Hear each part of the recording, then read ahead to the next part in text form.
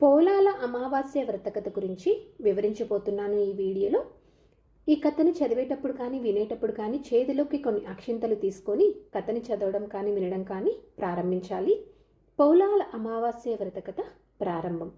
పూర్వము ఒక గ్రామంలో బ్రాహ్మణ దంపతులు నివసిస్తూ ఉండేవారు. వారికి 7 కుమారులు ఉన్నారు. యుక్త వయసు రాగానే వారందరికీ వివాహాలు చేశారు. వారికి సంతానం కూడా కలిగింది. గ్రామంలో విడివిడిగా కాపురాలు కూడా పెట్టుకున్నారు. తమ సంతానం బాగా ఉండాలంటే పోలాంబ అమ్మవారిని శ్రావణ మాసంలో అమావాస్య నాడు పూజిస్తూ వ్రతం చేయాలని తెలుసుకున్నారు. ఆ 7 మంది శ్రావణ మాసం కోసం ఎదురు చూడసాగారు. ఆఖరికి శ్రావణ మాసం రానే వచ్చింది. అనేక వ్రతాలు ఆచరించారు. ఆ మాసంలోని చివరి రోజు అయిన అమావాస్య నాడు పోలాంబ వ్రతం ఆచరించేందుకు ఏర్పాట్లు చేసుకున్నారు. అయితే వ్రతం రోజు ఉదయాన్నే 7వ కోడలి కుమారుడు మరణించాడు. అందువల్ల వ్రతం చెయ్యలేకపోయారు. మరుసటి సంవత్సరం వ్రతం చేసేందుకు ప్రయత్నం చేశారు. కానీ మళ్ళీ ఆ సంవత్సరము 7వ కోడలి మరో బిడ్డ మరణించారు. దీనితో వ్రతం చెయ్యలేకపోయారు. ఈ విధంగా ప్రతి సంవత్సరము వ్రతం చేసేందుకు ఏర్పాట్లు చేసుకోవడము, ఆ రోజు ఉదయం 7వ కోడలి బిడ్డ మరణించడము, వ్రతం చేయలేకపోవడము, ఇలా 7 సంవత్సరాలు జరిగింది. మిగతా 6 మంది కోడళ్ళు 7వ కోడలి వల్ల వ్రతం చెడిపోతూ ఉంది అని తిట్టుకోసాగారు. ఆమెకు ఎక్కడలేని దుఃఖం కలుగుతూ ఉండేది.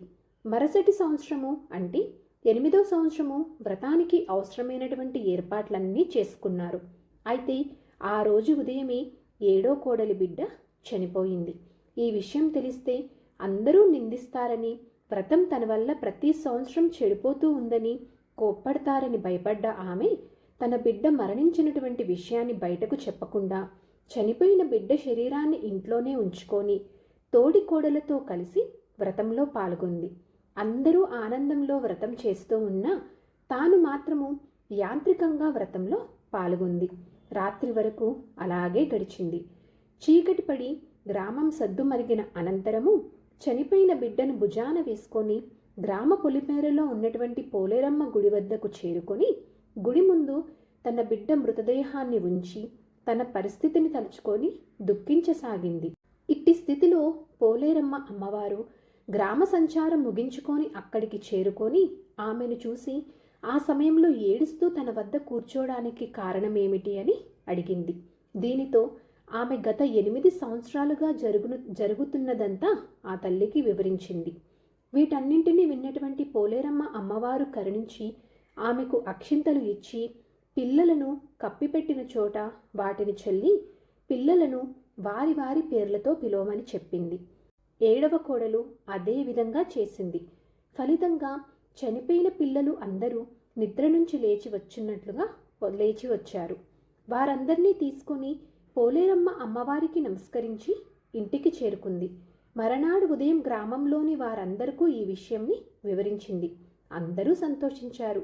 అంతేకాకుండా అప్పటి నుంచి అందరూ ప్రతి సంవత్సరం వ్రతం చేయడం ప్రారంభించినట్లు లోకంలో కథనం. పోలాల అమావాస్య వ్రత కథ సమాప్తం. చేతిలో ఉన్నటువంటి అక్షింతలను అమ్మవారి పాదాల దగ్గర ఉంచి కొన్ని అక్షింతలను ఆ తల్లి ఆశీర్వాదంగా భావించి మీ శిరస్సు పైన, మీ పిల్లల శిరస్సు పైన, మీ ఇంట్లో ఉన్న వారి శిరస్సు పైన వేసుకోవాలి. సో ఇదండి ఈరోజు వీడియో. ఇంకో మంచి వీడియోతో మిమ్మల్ని మళ్ళీ కలుస్తాను. ధన్యవాదములు. ఓం శ్రీమాత్రే నమః. సర్వే జనా సుఖినో భవంతు. జై శ్రీమన్నారాయణ.